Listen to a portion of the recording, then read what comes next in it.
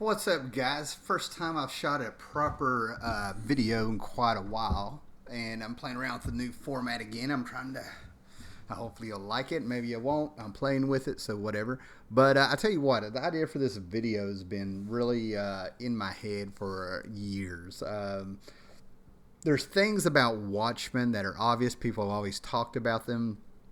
People love this book. And here lately, there's been a lot of talk over the last few years where some people have said the book's overrated or they don't like any of the characters. I'm always getting sort of this feedback, and I always feel like, if it's not your cup of tea, it's not your cup of tea. No big deal. The other thing is, though, is that I really feel like there's a lot of people that don't give the book a chance. I have been reading Watchmen since 1988. There's no doubt in my mind that I want to be real conservative here and say that I probably read it over 100 times easily. And there's times that I still find things in there for the intricacy of the Watchmen. Even if you don't like the Watchmen book, I feel like there's some respect to be had for what Alan Moore and Dave Gibbons crafted here. And of course, I don't want to leave out the colorist there, okay? Whose name escapes me now that I've said that. Shooting a video. But the whole point of this, the original colors, John Higgins. So the whole point of this is to kind of show you a little bit about just one of the intricacies in the Watchmen that you probably have not heard about before, and I have never run across an article, a video, or anyone talking about one of the things I'm going to show you. I do have two other videos planned. One will probably be a live stream of my entire Watchmen collection, posters, movies, badges, everything, comics, trades, other things. And then there's another video I'm probably going to shoot that walks through the Gordian knot, the lock heads, and the knot heads, and the locks in the Watchmen, which actually play into the story. One of the first things to realize that is I'm focusing a little bit on the comedian. I'm not going to explain everything fully, but you'll get the idea of some of the intricacies there that comes from rereading this. One of the whole points of the Watchmen comic was Alan Moore and Dave Gibbons' attempt to show you everything you can do in a comic book that you can't do in any other media. Movies, television, novels, there's things you're supposed to do. I whipped out my absolute edition of Watchmen because it was designed to where you would actually read the Watchmen, all 12 issues, front to back, while sitting in a chair, maybe sipping a beverage and stuff, and you would go back and forth flipping through it. You can read Watchmen all the way through, but there's also a joy of you flipping back and forth through all the pages and the issues and finding the callbacks, the symbolism, and way things work. For years, if you've watched this channel, somewhere along the line I've said, I said it the other night on watching a live stream of some people who were reading the Watchmen for the first time and whatnot, but all the characters actually go together in the Watchmen like cogs in a watch, and that's part of the genius of it, the way the characters play off of each other, the way they look, their social status, their economic status and stuff. It can get really deep, their philosophies in life. And that's what's one of the things that's amazing is how you can look through here and see how some characters interact. Now, one of the things that now that we're going to get into this is a source book for a role-playing game from the DC Heroes. This came out, I think, in 1990, and it had 2 modules to play with it, right? Those are basically the games. This is from 1990. And, of course, the author here is a guy named Ray Winninger. It says that right here. I know you probably can't see it, but when you come down here, there's a special thanks to Dave Gibbons, Alan Moore, and a bunch of other people. And I consider this canon because Alan Moore worked on this, and he also worked on one of the modules, taking out the trash, one of the actual games. And these actually expand the Watchmen universe. Now, just to give a comparison of why I consider this, if you take Lord of the Rings and you look at the appendices and the Silmarillion, I'll mess that up on a video. But anyway, those are canon because they add to the Lord of the Rings with the history and things that happened with the characters after the book ended and little things like that. And it was by J.R. Tolkien. If you watch the Peter Jackson Hobbit movies and Lord of the Rings movies, he pulled from those. This is also why I feel like this is canon, because not only can you just read the Watchmen, but you can find out a little bit more with the module and with this source book, because, like I said, Alan Moore worked on it. I don't compare this to like Star Wars expanded universe novels and books and things like that, the Dark Horse books, anything that's come about. They do say that George Lucas approves all of that stuff, but how much of that stuff did George Lucas actually create? Alan Moore, Dave Gibbons had. This has new art, articles, things that expand that you find in the book. And I really wish I'd shot this video while I was driving home from work, because I had this entire video in my head with some stuff that I was like, whoa, where am I pulling that out from? So first thing we're going to do is take a look at Edward Blake here, right? Edward Blake, for you guys that are history buffs, G. Gordon Liddy I think it was his name, was a huge inspiration for Alan Moore amongst his other comic book influences in here about the comedian. And one of the ways to look at it is there's several ways to look at the comedian. First of all, you take him straight forward in this. He's sort of a bit of a monster. His philosophy is that humanity and life in general is a joke. So I think the second issue is one way to really look at him, but I'm going to show you how to look at the character in a different way, right? One of the first ways that I look at the comedian is that he shouldn't be in this, right? This is a comic book of what if superheroes were in the real world? Why would people do this? What do they get out of it? And during his funeral in issue 2, which I consider one of the best crafted comic books of all time, just forget the rest of the series, that one comic. But what we do is we open up with like people remembering the comedian during his funeral. And what we have here is we go back to the Minutemen during the 40s, and he's probably about 16 years old here. But we have this little comic trope. We get introduced to this real world and get the tone of the book by Alan Moore would start with like comic tropes. Oh, look, we're a superhero team, the Minutemen, and we're getting our picture taken, and they're all talking about like they're in the 40s, and it's really comic book talk. Then we have Silk Spectre kind of announce that she's going to go change clothes, and everybody hears her, and you see Edward Blake looking at her.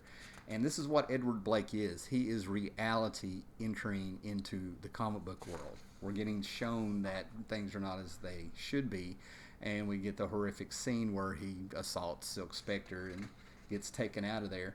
And you have the Hood of Justice, walk in here like he's going to save a Silk Spectre, like a superhero, and it really turns out that the comedian has already smelt him out and knows that he gets into violence, it turns him on, So the other tropes that come on is in the 60s, where we have the groups reforming and we're going to fight crime, and the 60s are there and stuff, right? And we have Rorschach and Night Owl talking about how they've done great, banding together and getting together. They've done a lot of stuff with the crime at the docks and all the stuff, and Dr. Metropolis is doing his whole spiel about crime hasn't stopped and everything. And then you have the comedian who pops in here, and he calls him out for his crap, saying, you're just middle-aged and overaged, want to get back in there and everything like that, and this is crap. And he lets all these heroes know that they don't know what they're talking about. He knows what's going on. So he's this dark character, is the reality coming into a comic trope. And one of the more important ones, this one was in different tone. Dr. Manhattan remembers the comedian. And they're in Vietnam, and thanks to Dr. Manhattan, they have won Vietnam, and he's talking to the comedian. And he's showing his inhumanity a little bit here, because he has a lady that's pregnant. She wants to talk about the baby now that the war's over. He tells her he's leaving the stinking country, and she takes a broken bottle to his face, shoots her while she's pregnant, and then gives Dr. Manhattan a little speech where he tells him, you could have stopped it, you watched it, don't judge me, you could have turned the bottle, you could have turned you could have changed the gun into the steam, or the bullets into mercury, or the bottle into snowflakes, but he didn't do a thing. And he lets him know, he's like, you're drifting out of touch there. Now, this scene, has Dr. Manhattan thinking, and it gives us clues that Dr. Manhattan is losing touch with humanity, but this isn't really a comic trope when you look at it compared to the other two. How does he know that Dr. Manhattan is losing touch with his humanity, that he's looking at humans like bugs? Because he smells his own. One of the reasons he's called the comedian is that life is a joke, people are a joke, and he laughs at him. Everything's a joke. So his punchline is that he does the most inhumane things because it's all a joke. Now, the character of the comedian being the reality inserted into comic books is paralleled with Dr. Manhattan actually being um, it's like a mirror image. It's like the opposite of what we're looking at here, right? Dr. Manhattan coming into the real world and actually having superpowers is a little bit of the comic book world coming into reality. And this is paralleled with him meeting the first Night Owl, Hollis Manson, here at his retirement party. And he tells Dr. Manhattan he's going to retire and open up a garage and work on cars. And we have our super science fiction character sit here and telling him like, well, I've been able to mass produce lithium, so all the cars are going to be on his batteries that he's done. So all of a sudden, when Hollis Manson opens up his garage, he has a sign that says obsolete models are a specialty. So that's a little bit of metaphor, symbolism there, where having a character like this coming into the real world would have us all be obsolete. And that's the kind of things as you read and reread this that you catch on to. How everybody plays off of each other, how they're opposites. You have Rorschach, who lives in a self-imposed poverty. Compare him to Adrian Veidt, who is wealthy and pampered. Then you also have the actual opposite of Adrian Veidt being the comedian down to their colors. So before I move on, it's going to be a pretty quick video here. This is where actually Doomsday Clock probably got it wrong. That was supposed to have been a sequel written by Jeff Johns and drawn by Gary Frank, where they got it wrong because nobody really thinks about this.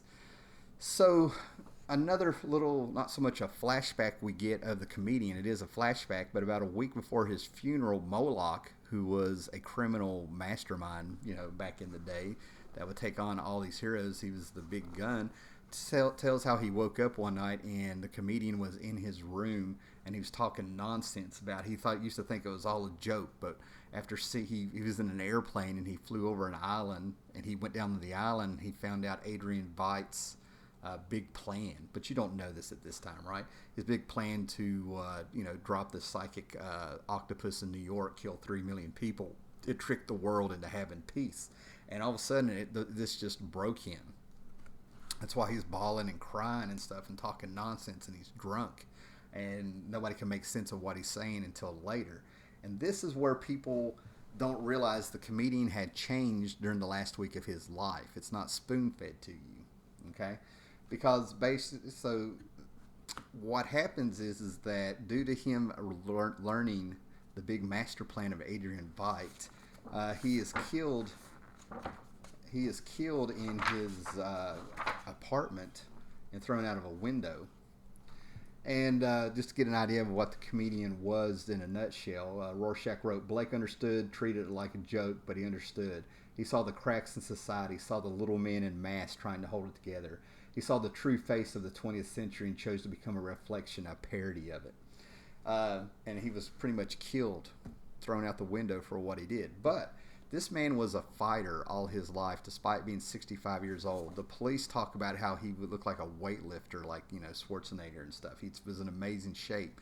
The man was still running missions at 65 and sneaking onto islands in the South Pacific and stuff, right? I mean, this man was still able and capable of moving it. Yet, when Adrian Veidt came after him and killed him, we learn a little bit more all the way back here that they actually met, I think, during the 50s, because Ozymandias was just starting out as a hero, if you will, and he wanted to find out what happened to the Hood of Justice. Along the lines that led him to the comedian, and it pretty much lets him know that the comedian mistook him, another comic book trope, mistook him for a villain, just to have an excuse to smack him around, and the world's smartest man and a great fighter and superhuman reflexes and all this stuff pretty much had his ego bruised by this guy who's the exact opposite of him. I mean, basically what you have here is a beatnik, who's, all about thinking and things like that, in the body and spirituality, being face to face with a guy who should have been in the Rat Pack, growing up on the streets of New York in the 20s and 30s in the rough way, who looks like Groucho Marx handed him his butt.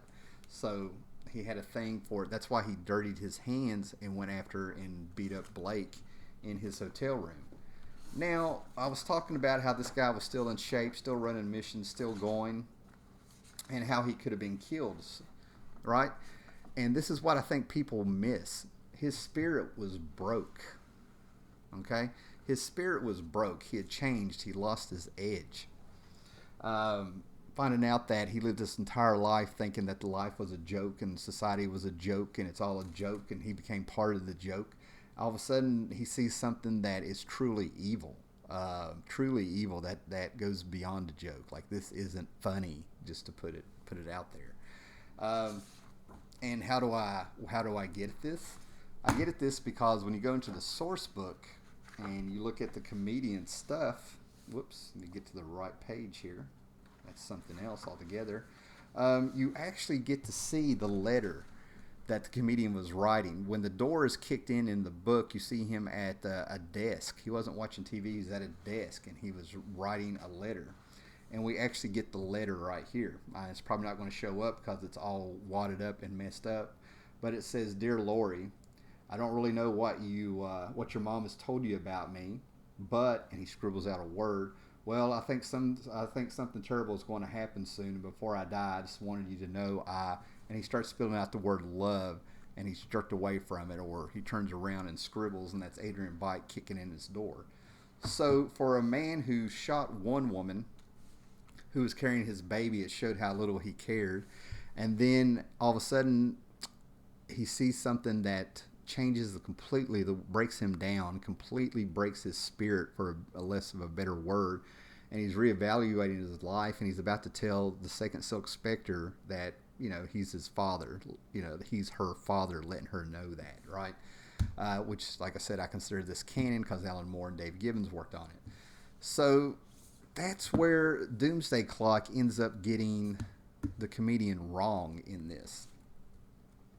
And he's brought back. Edward Blake is brought into it. Doomsday Clock, for you guys that don't know, is supposed to be a sequel to the Watchmen, where the Watchmen are brought into the DC universe. You get to find out what happened after Watchmen on the Watchmen world, the real world, if you will, and why they come into the real world with some other characters and stuff, right?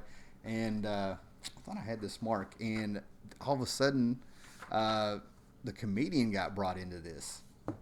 And the comedian that we have is, the big asshole that we see through the whole Watchmen series, with people in flashbacks and the way he's working and stuff. There's a big meeting of all the villains and stuff. Ozymandias has got them out there. And all of a sudden, we just see somebody's head get blown off. And we find out that we have Edward Blake, the comedian. He's already appeared. He's already went after Ozymandias and Lex Luthor and this, and he's floating around. But he has a big sniper rifle, and he's just sniping all of these villains and stuff like that. And this goes back to the fact that it's always been insinuated that, Jeff Johns both got something right, but also got something wrong. It was insinuated in the Watchmen and in a promotional piece where he's actually has a gun pointed out a window that he shot JFK. So of course he would have a sniper rifle. But the problem is that you come to find out that this Edward Blake was not resurrected. He was brought to the DC universe seconds before he was killed and thrown out that window. He may have actually been falling out that window. So if you're going to bring Edward Blake into this story, you picked the wrong time to do it, because he had changed in that last week.